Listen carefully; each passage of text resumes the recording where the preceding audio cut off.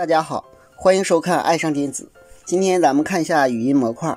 这个简单的语音模块可以控制3路供电，可以控制灯、空调等。小明，我在。打开开关。已为您打开开关。小明，我在。关闭开关。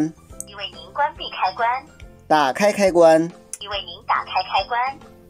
关闭开关。已为您关闭开关。它还可以识别打开灯、打开灯、风扇、打开空调。小明，我在。打开空调。已为您打开空调。关闭空调。已为您关闭空调。关闭台灯。台灯已关闭。关闭灯光。已为您关闭灯。打开开关。已为您打开开关。关闭开关。已为您关闭开关。很神奇吧？这个小模块用5伏供电，通过 USB 插孔供电。这个是一个写数据的串行芯片340，这个是一个功放，这个就是单片机，是用的有源晶阵。这边接了一个扬声器。那么我们怎么样给它往外输出呢？输出需要有一个3极管来驱动。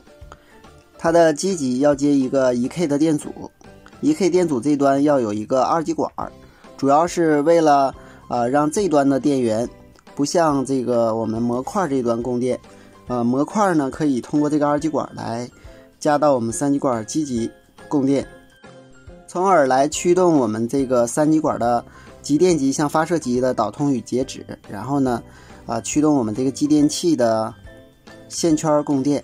这个继电器的线圈上呢要接一个2极管，这样呢反峰值电压过高的时候通过2极管泄放，就能保护这个3极管。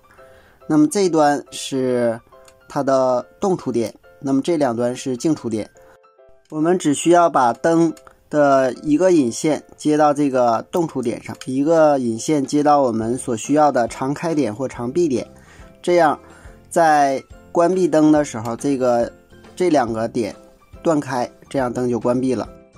当这2个点接通的时候，灯就亮了，相当于一个开关。那么我们还可以把这2个点与我们这个家用的开关并联上，这样的话家用的开关也可以控制灯同样当我们关闭灯以后呢，也能够通过模块来控制灯。使用这个模块呢，可以给它供一个12伏的电，通过7805给它提供5伏，给继电器提供12伏，然后呢再用继电器来控制我们的灯、风扇、空调等电路。当然如果继电器是5伏的，只需要一个5伏供电就可以了，不需要12伏，这样的话更简单。好，今天咱们就到这里，谢谢大家，再见。